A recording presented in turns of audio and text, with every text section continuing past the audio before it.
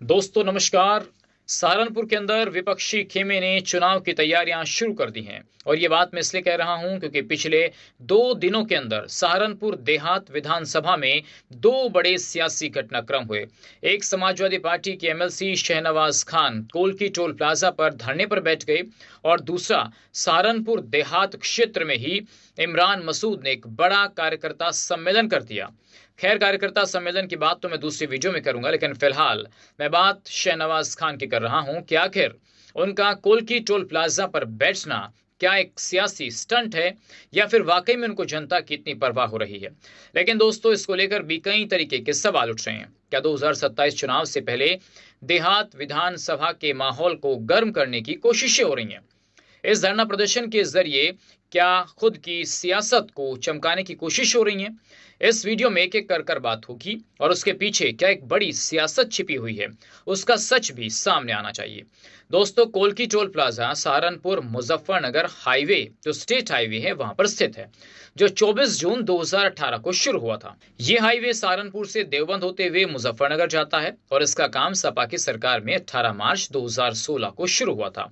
ये हाईवे एक state highway था जो समाजवादी पार्टी की सरकार में शुरू हुआ था, लेकिन इसका काम 2018 में बीजेपी की योगी आदित्यनाथ की सरकार में पूरा हुआ, जिसको बाद में 4 लेन बनाकर शुरू किया गया और टोल भी उसी टाइम शुरू किया गया था। दोस्तों, यहाँ पर 2 टोल बनाए गए हैं। एक टोल सहारनपुर जिले में कोल्की देवबंद के पास है और दूसरा टोल मुजफ्फरनगर जिले के रोहाना के पास आता है। दोनों टोल प्लाजा के बीच में अगर मैं दूरी की बात करूं तो लगभग 30 से 35 किलोमीटर की दूरी बताई जाती है। अब इसमें जो नियम कह रहा है वो आपको बताता हूं। दोस्तों, यात्रियों की सुविधा के लिए इसमें क्रॉस टोल नियम लागू किया गया है। इसका मतलब ये होता है कि यदि आप कोल्की टोल प्लाजा पर टैक्स दे रही हैं तो आपको इस यात्रा में रोहाना पर दोबारा टोल टैक्स नहीं देना पड़ेगा। इसी प्रकार अगर आप रोहाना पर टैक्स दे रहे हैं तो फिर आपको कोल्की में छूट मिल जाती है।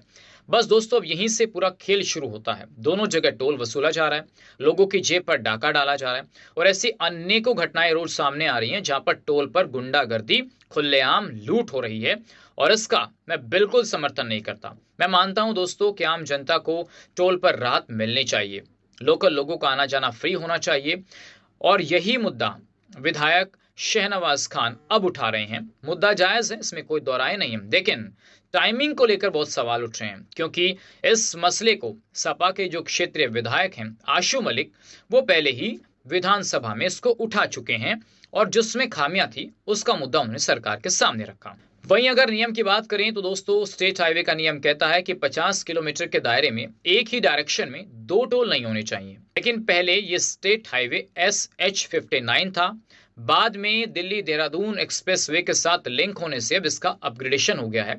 अब ये 4 लेन हो गया और इसका चौड़ीकरण भी होगा। इसको national highway authority of India के अंतर्गत शामिल कर लिया गया है और उसका जो नियम है वो ये कहता है कि एक ही डायरेक्शन में 60 किलोमीटर की दूरी पर 2 टोल नहीं हो सकते। अब इसको लेकर भी कई तरीके के सवाल हैं।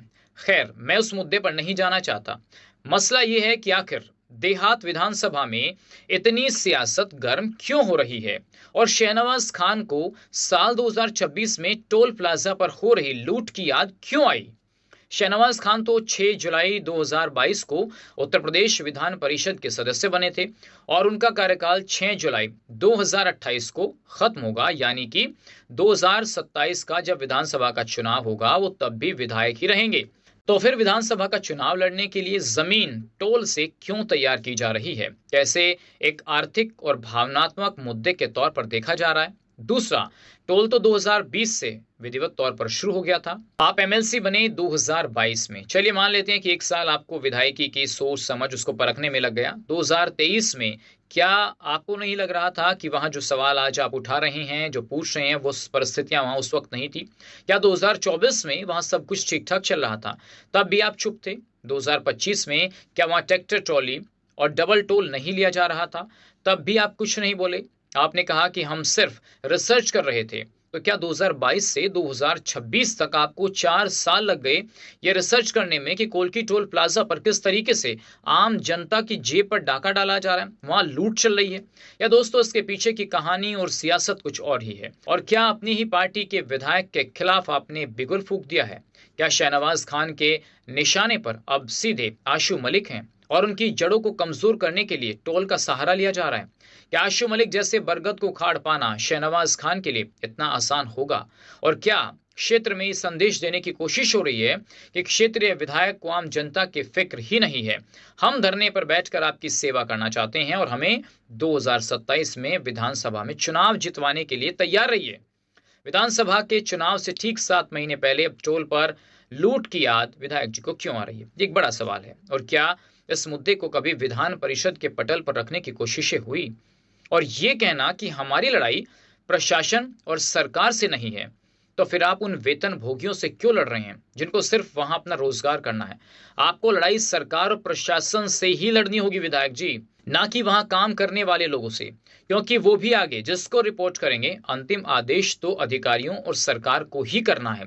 इसलिए ये कहना बिल्कुल गलत है कि हम सरकार और अधिकारियों से नहीं लड़ रहे हैं।